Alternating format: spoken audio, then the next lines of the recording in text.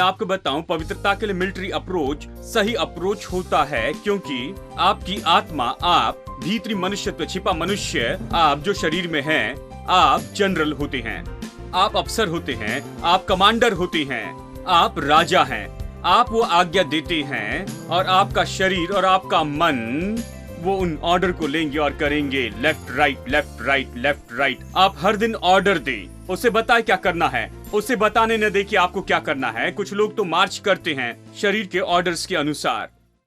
Jesus, we enthrone you. We proclaim you are King. Standing here in the midst of us, we raise you up with our praise, and as we worship, build your throne, and as we worship, build your throne, and as we worship, build your throne. Come, Lord Jesus, and take your place.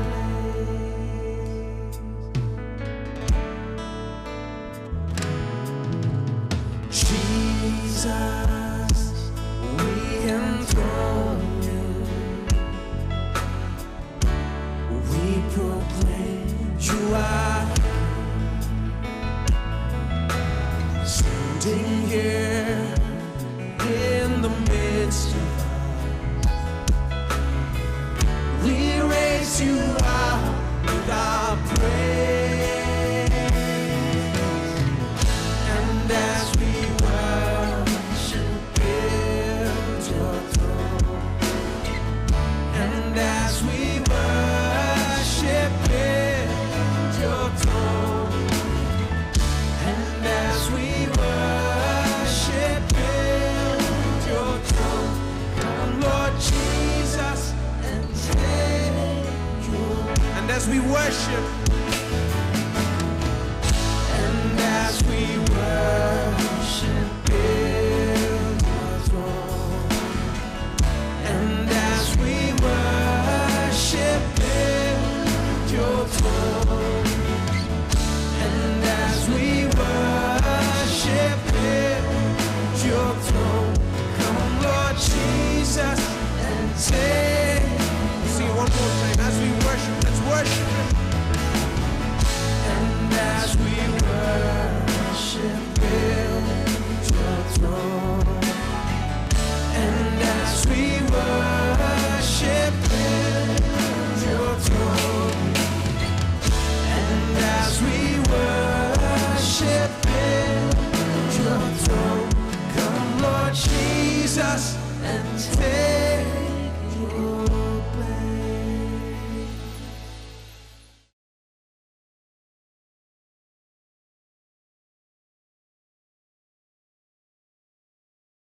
विश्वासी जो जानता है उसके लिए बहुत मुश्किल होता है कि जो जानता है उसके विरुद्ध में चले जाए।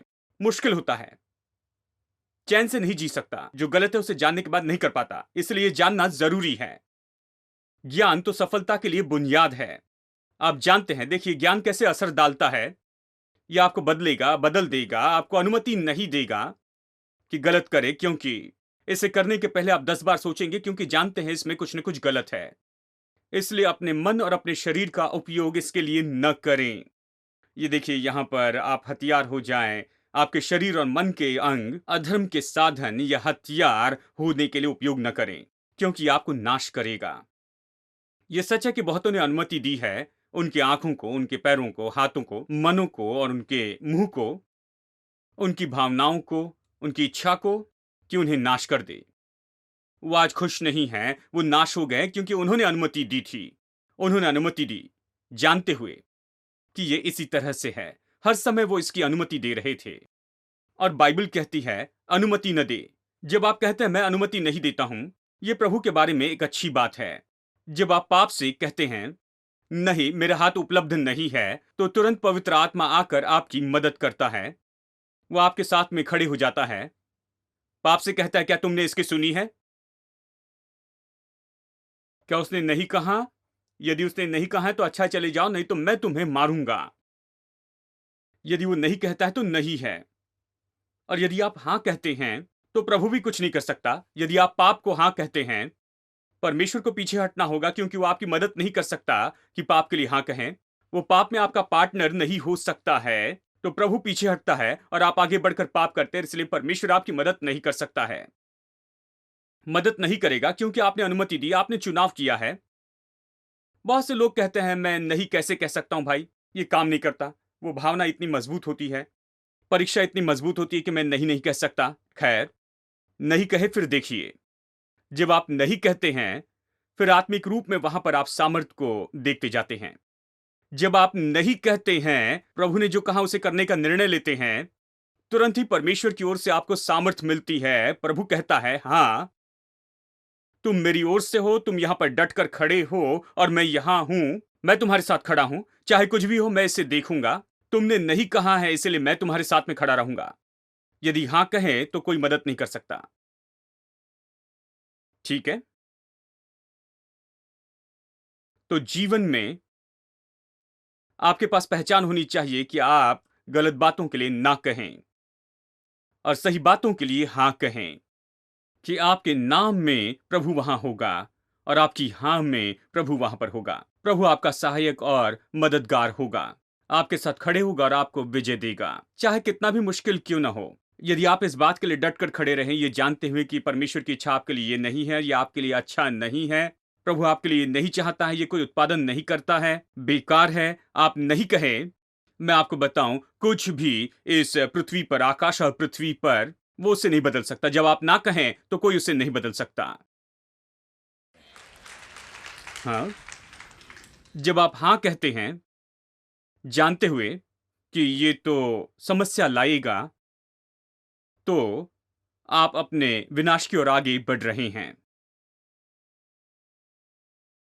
आप शायद विश्वासी हो, लेकिन प्रभु आपकी मदद नहीं कर सकेगा, क्योंकि आपने मन में ठान लिया है गलत दिशा में जाने का। आपने अपनी इच्छा से निर्णय लिया है, बस यही। इच्छा आपके जीवन के लिए बुद्धिमत्ता से निर्णय लेने के लिए दी है। आपके जीवन के हर एक क्षेत्र में आप बुद्धिमत्ता से निर्णय लेते जाएं। यानी निर्णय लेते हुए सोचिए, 10 बार सोचे, 100 बार सोचे, कोई आपको यह न बताए कि आपको क्या सोचना है। आप सोचे, आप बाइबल के दृष्टिकोण से सोचे, परमेश्वर की इच्छा से सोचे, प्रभु के उद्देश्य के अनुसार सोचे। आप सोचे और आप निर्णय ले और आप उस निर्णय के साथ खड़े रहें और प्रभु आपका सहायक होगा। आमेन। और बहुत से लोग इसे नहीं समझे, वो अपनी भूमिका नहीं समझे हैं कि वो क्या कर सकते हैं, उनकी भूमिका और वो क्या कर सकते हैं। तो वो कहते हैं, जो भी हो रहा है प्रभु की इच्छा से हो रहा है, प्रभु के हाथ में मैं सौंपता हूं। क्या आपको लगता है परमेश्वर सारी गड़बड़ी अपने हाथों में लेता है? मैं प्रभु के हाथ में सब छोड़ता हूं। प्रभु कहता है, ये तुम्हारे हाथों में है। आप जिसके लिए हां कहते हैं वो पाएंगे, और अगर नहीं कहते हो तो नहीं पाओगे। मैं तुम्हारे संग हूं, वो कहता है। आमेन। तो पाप ऐसा है, और आपको तो ऐसी जगह पहुंचना है जहां आप कहें कि मैं अपने अंगों को नहीं सौंपूंगा, मेरे हाथ उसके लिए उपलब्ध नहीं है, मेरी आंखें उसके लिए उपलब्ध नहीं है, मैं अपना मन उसके लिए नहीं दूंगा, मैं उसे नहीं कहूंगा, मैं अपने मन को यहां पर पाप के लिए नहीं दूंगा कि ये मन मर्जी अपने काम करें। मैं इसे बिल्कुल नहीं करूंगा। ऐसे करने पर आप प्रभु का आदर करते हैं और परमेश्वर इस पर विजय देने के द्वारा आपका आदर करेगा। आमेन। अपने काम करने के पहले ये न कहें कि ये बहुत ही मुश्किल है। नहीं, इसे करें, तब इसे देखेंगे। देखिए, हमेशा, जानते, हमेशा प्रभु जो कहता है वही करे, चाहे आप इसे पसंद नहीं करते, फिर भी इसे करते जाएं। मैंने इसे सच्चा पाया है। प्रभु ने जो कहा वो कीजिए, चाहे आपको पसंद हो या ना हो। प्रभु ने जो कहा है वही करे। जो प्रभु कहता है वो करने पर, मैं आपको बताऊं, ये आपके लिए प्रभु की इच्छा है, इसे जानते हैं। प्रभु जो कहता है वही करे, फिर ऐसा दिन आएगा जहां आप इसे पसंद करेंगे, अपने जीवन में प्रभु की इच्छा पसंद करेंगे। मुझे याद है जब पहली बार परमेश्वर ने मुझसे कहा, मेरा जीवन इस देश में वचन प्रचार करते हुए बिताया जाएगा, मैंने इसकी अपेक्षा नहीं की। मैंने सोचा कुछ और योजना, मेरे पास दूसरी योजना थी। मैं बुद्धिमान था, जानते हैं, मैंने अपने जीवन की सिद्ध तरीके से योजना बनाई थी, सब कुछ अच्छे से ही चल रहा था। जानते हैं, प्रभु ने कहा तुम यहां पर जाओ और मैंने कहा जानते हैं, क्या तू निश्चित है प्रभु? लेकिन आप इसे करें क्योंकि प्रभु इसे कहता है। तब मैं आपको बताऊं, ये तो इतना मधुर हो जाता है, इतना अद्भुत कि इससे प्रेम करने लगते हैं, क्योंकि वहीं पर आशीष है, वहीं पर प्रभु का हाथ भी है, यहीं पर सामर्थ्य है और यहीं पर योग्यता, यहीं पर सब कुछ पाया जाता है। और आप देखिए, ये सबसे अच्छा क्षेत्र है जहां पर आप हो सकते हैं। आमेन। तो करें, अपनी भावना के अनुसार नहीं। आप जो महसूस करते वो नहीं करें, लेकिन जो प्रभु कहता है वो करे। प्रभु के सामने जो सही है, जो प्रभु के सामने न्याय है, जो प्रभु के सामने सही है, ये प्रभु के वचन के अनुसार सही है, इसलिए मैं इसे करूंगा, यही मेरा स्तर है। मैं आपको बताऊं, सब कुछ बिल्कुल सही काम करेगा। स्वयं परमेश्वर आपकी मदद के लिए आएगा, आपके जीवन को बहुत आशीष देगा। पाप के साथ तो ऐसा ही है। मैं पाप नहीं करूंगा, और इसलिए नहीं कि मैं इसकी ओर आकर्षित नहीं होता हूं, मैं इतना पवित्र व्यक्ति हूं, जानते हैं, इसलिए इसे नहीं करूंगा, या मुझे कुछ महसूस नहीं होता, या ऐसा कुछ नहीं। कोई इतना पवित्र नहीं है। सब लोग चुप हो गए हैं। मैं ये नहीं चाहता क्योंकि ये परमेश्वर के सामने सही नहीं है। मैं इसे नहीं करना चाहता हूं क्योंकि ये प्रभु के सामने सही नहीं है। प्रभु इसे स्वीकार नहीं करेगा, बस यही। तो इसका मेरे जीवन में कोई काम नहीं है, बस यही। जब आप ऐसे डटकर खड़े होते हैं तो परमेश्वर निश्चय ही आपको बहुतायत से आशीष देता है, क्योंकि आपने प्रभु का आदर किया, प्रभु आपका आदर करेगा। आमेन। अपने साधन को न सौंपे, अपने हथियारों को, अपने अंगों को हथियार के रूप में, अधर्म के हथियार के रूप में। अब देखिए वचन का भाग। और न अपने अंगों को अधर्म के हथियार होने के लिए पाप को सौंपो, पर अपने आप को मरे हुओं में से जी उठा जानकर परमेश्वर को सौंपो, और अपने अंगों को धर्म के हथियार के रूप में परमेश्वर को सौंपो। देखिए, सकारात्मक भाग है, न सौंपो, उसके बाद में कहता है कि तुम सौंप दो। अपने अंगों को अधर्म के हथियार होने के लिए न सौंपो, लेकिन परमेश्वर को सौंपो, ये कहता है। अपने अंगों को धार्मिकता के हथियार होने के लिए सौंप दो। अब देखिए, यह है जो विश्वासी कर सकता है। जब वो पाप में था, आप कह सकते कि प्रभु को सौंप दे, तो वो नहीं कर सकता था। उसके पास आजादी नहीं थी, वो गुलाम था। वो जो चाहे नहीं कर सकता था, जो उसे बताया गया नहीं कर सकता था। वो शैतान का गुलाम था, इसलिए जो भी शैतान चाहता था वही करता था। लेकिन जब उद्धार पाए व्यक्ति को कहा जाता है परमेश्वर को सौंप दो, तो वो सौंप सकता है। अब उसके पास आजादी है, उसके पास स्वतंत्रता है। देखिए, अविश्वासी और विश्वासी के बीच में यही फर्क है। न्यायजन पाया विश्वासी और जो यीशु को नहीं जानता, उनमें यही तो फर्क है कि वो व्यक्ति तो पाप में है, वो व्यक्ति यीशु को नहीं जानता, वो पाप में है, पाप की सामर्थ में है, पाप के अधिकार में है। आप जो चाहे कह दे, ये मत करना, वो करना और ये सब कुछ, लेकिन उसमें अपने आप में कोई सामर्थ नहीं है कि इन बातों को लेकर चले, क्योंकि वो बस वही होता है जो शैतान चाहता है। वो पूरी तरह बंधा है और शत्रु की सामर्थ में है। लेकिन जब विश्वासी को कहा जाता है कि परमेश्वर को समर्पित हो, अपने अंगों को परमेश्वर के लिए धार्मिकता के हथियार होने के लिए सौंप दो, विश्वासी तो अब पूरी तरह आजाद है। अब विश्वासी के लिए यह अर्थ नहीं कि पाप नहीं कर सकते, कि आप इतने मजबूत है कि पाप नहीं कर सकते, यह गलत विचार है। विश्वासी होने का मतलब है कि पाप नहीं करना है।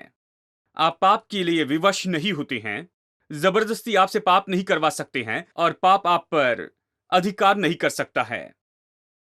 हर विश्वासी जो पाप करता है, वो पाप करता है इसलिए नहीं कि जबरदस्ती होती है, पाप के अधिकार के कारण नहीं। वो पाप करता है क्योंकि वो खुद अनुमति देता है, वो चाहता है, और उसने निर्णय लिया है। केवल इसी तरीके से एक विश्वासी जो है वो पाप कर सकता है। विश्वासी के पास पर्याय है, वो सच में आजाद है। वो यहां या वहां जा सकता है, पाप करे या न करे, और उसने हमेशा इसका चुनाव किया। इसलिए परमेश्वर ने कहा कि मैंने तुम्हारे सामने रखा है आशीष और श्राप, मैंने तुम्हारे सामने रखा है मृत्यु और जीवन, मैंने तुम्हारे सामने रखा है अच्छा बुरा, तुम जीवन को चुन लो। कहता है जीवन मृत्यु रखी है, जीवन को चुन लो। आपको चुनना है। परमेश्वर कह सकता था मैं तुम्हारे सामने बुराई को नहीं रखूंगा, मृत्यु नहीं रखूंगा, श्राप नहीं रखूंगा, केवल तुम्हारे सामने अच्छा रखूंगा, कि कोई चुनाव नहीं रहे। नहीं, देखिए, पहले दिन से ही परमेश्वर ने चुनाव रखा। चुनाव क्यों रखा? क्योंकि प्रभु मनुष्य का आदर करता है। प्रभु वस्तु जैसे व्यवहार नहीं करता है, मनुष्य के साथ सोचने वाले व्यक्ति जैसे व्यवहार करता है। कहता है तुम चुन लो, भले और बुरे के ज्ञान के वृक्ष का फल नहीं खाना। चुन लो, इसे चुन लो, इसे न खाने का चुनाव करो। प्रभु ऐसे ही काम करता है। आमेन।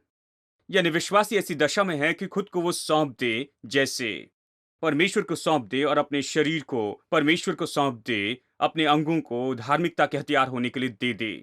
वो तो अब इसी दशा में है। अब बहुत से लोग वो इस बात को नहीं समझ सकते। उनके पास हॉस्पिटल अप्रोच होता है शुद्धिकरण और पवित्रता के लिए। हॉस्पिटल अप्रोच क्या है जानते हैं? कुछ लोगों की ये पॉलिसी होती है। एक भाई ने मुझसे कहा, मैं बाइबल का उदाहरण उपयोग करता हूं। बाइबल कहती है मारो और खाओ। मैं इसी तरह से भोजन करता हूं, अगर मारता नहीं तो खाता भी नहीं हूं। मतलब किसी को मारना है। उनका ये कहना है कि केवल वो नॉन वेजिटेरियन ही खाना खाएंगे। मारो और खाओ। और उनकी एक और पॉलिसी यही है, खाने के लिए उनकी कोई सीमा नहीं है। वो तो हर समय बहुत ज्यादा खाते हैं। ठीक है, कोई सीमा नहीं है, जितना चाहे उतना खा लो। ये पॉलिसी है, सारी बुरी पॉलिसी, उन्हें छुटकारा चाहिए। सारी बुरी पॉलिसी हैं। और फिर जब वो बीमार होते हैं तो हॉस्पिटल में लेकर जाते हैं, डॉक्टर से कहते हैं आप हमारे ईश्वर हैं, कृपया निश्चित करें कि घर में अच्छे होकर आए, जो चाहे वो करो, हमारे पास बहुत पैसा है, सारा पैसा खर्च कर देंगे, प्लीज जो कुछ भी कर सकते हैं इसे करें। तो उसे काटते हैं, ऑपरेशन करते हैं, ये करते हैं, सब कुछ करते हैं, उन्हें तैयार करके फिर से वापस घर में भेज देते हैं अच्छे आकार में।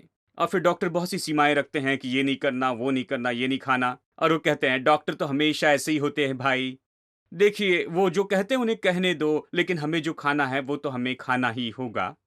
खुद के दृष्टि में बुद्धिमान हैं। वो जानते हैं अच्छे हॉस्पिटल्स होते हैं। वो हॉस्पिटल में जाते हैं, जानते हैं डॉक्टर उनकी जान बचाने के लिए लड़ते चले जाएंगे।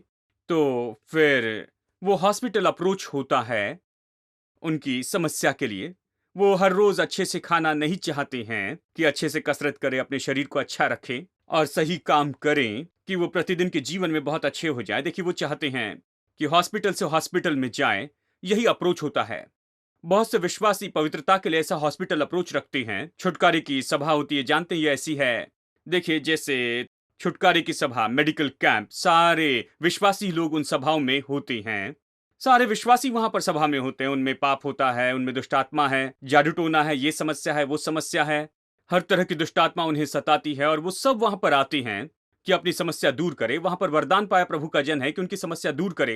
प्रभु इतना अनुग्रहकारी है कि वो कई बार इनके द्वारा काम करता है और चंगाई देता है। प्रभु चाहता है कि उन्हें चंगाई दे, अच्छे हो, और वो उन्हें छुटकारा देता है और ये सब उनकी मदद करता। लेकिन वो आकर फिर से उसी समस्या में गिर जाती हैं क्योंकि उनके पास हॉस्पिटल अप्रोच है।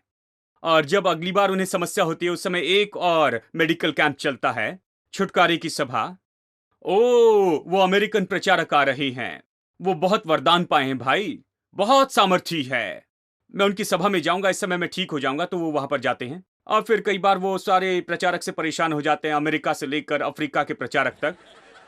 संसार में अब कोई नहीं जो उन्हें चंगाई दे सके, सबसे परेशान हो चुके हैं क्योंकि वो वचन को नहीं सुनते हैं। वो हॉस्पिटल अप्रोच रखते हैं पवित्रता के लिए। जानते हैं पाप के साथ ऐसे ही व्यवहार करना चाहते हैं, वहां जाना चाहते हैं जहां पर पाप को जला दे। वो दुष्टात्मा को निकालेंगे, अभिलाषा की आत्मा को निकालेंगे, इसको निकालेंगे और उसको निकाल देंगे। एक दिन में उन्हें ठीक कर देंगे और अच्छे आकार में वापस भेजेंगे।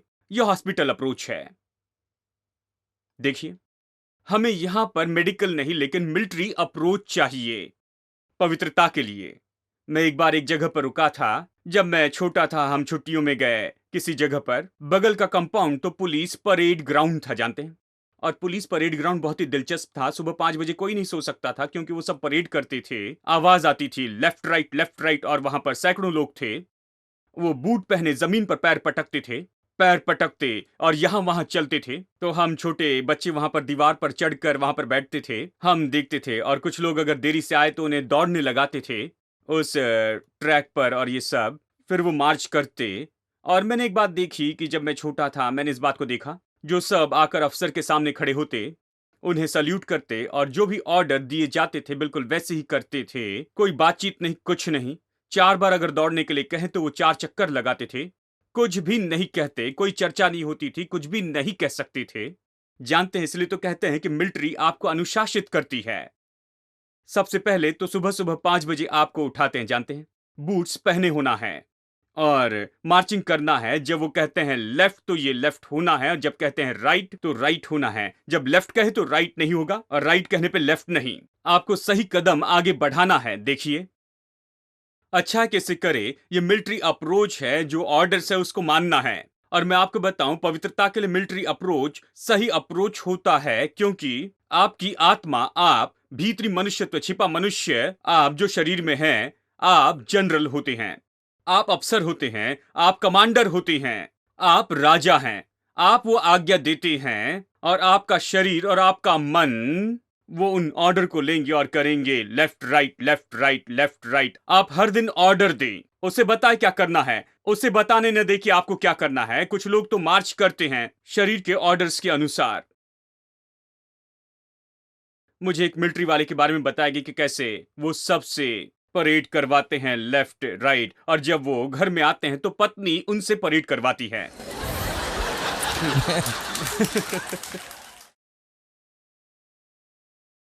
ये सब उल्टा हो जाता है। घर में आने पर सब कुछ उल्टा होता है। वो नहीं कहता है लेफ्ट राइट, पत्नी कहती है लेफ्ट राइट। वो चुपचाप इसे करते हैं।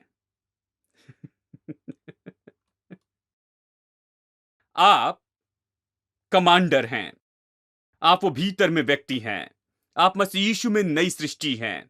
आप अपने शरीर और मन को बताएं। आपका मन तो एक दास है और आपका शरीर गुलाम है। लेफ्ट यानी लेफ्ट, राइट यानी राइट। उसे बताएं कि क्या करना है और वो उसे करेगा, और कोई बातचीत नहीं होगी।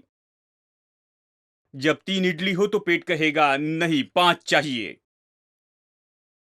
और उसे ट्रेन करने के लिए केवल 2-3 दिन लगते हैं। जब आप कहें 3 तो वो कहेगा ठीक है, जो भी है। जानते हैं?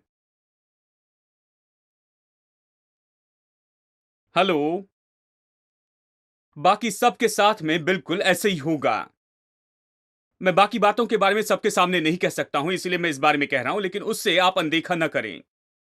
ये तो केवल हल्की बातें हैं, लेकिन मैं बहुत ही मजबूत बातों के बारे में कह रहा हूं। ऐसी कुछ बातें हैं जो इससे बहुत ही ज्यादा मजबूत हैं। मैं आपसे कह रहा हूं, बाकी सारी चीजें बिल्कुल इसी तरह से जांची जाती हैं। आप इसे ट्रेन करें।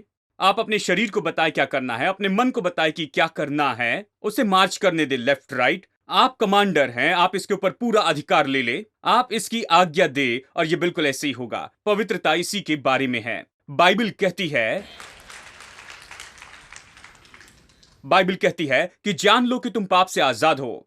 अब जब आप जानते हैं कि आप पाप से आजाद हैं, तो कोई भी व्यक्ति अधिकार न करे, कोई पाप अधिकार न करे, कोई भी चीज या अभिलाषा आप पर अधिकार न करे, कोई इच्छा अधिकार न करे, कोई विचार आपके ऊपर अधिकार न करे। आप उन पर अधिकार करें। आप निर्णय ले कि क्या सोचेंगे, आप निर्णय ले कि क्या करेंगे, आप निर्णय ले क्या महसूस करेंगे, आप निर्णय ले कि आप क्या छुएंगे, आप निर्णय ले कि आपके पैर कहां जाएंगे, आपकी आंखें क्या देखेंगी, मुंह क्या कहेगा, और आपके कान क्या सुनेंगे। और मैं आपको बताऊं, पाप आपके लिए खत्म हो जाएगा। हेलो, सब लोग कहें मैं पाप से आजाद हूं। मैं पाप से आजाद हूं। I was running and you found me. I was blind and you gave me sight. You put a song of praise in me. Oh, I was broken and you healed me. I was dying and you gave me life. Lord, you are my identity.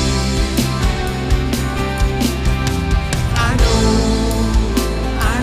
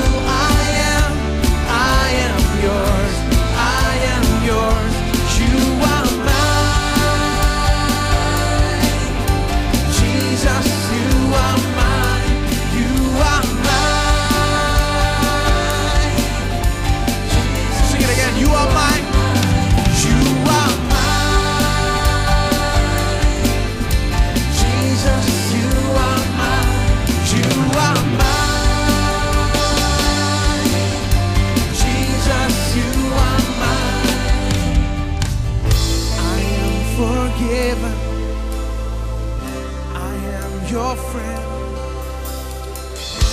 I am accepted. I know who I am. I am secure. I'm confident that I am loved. I know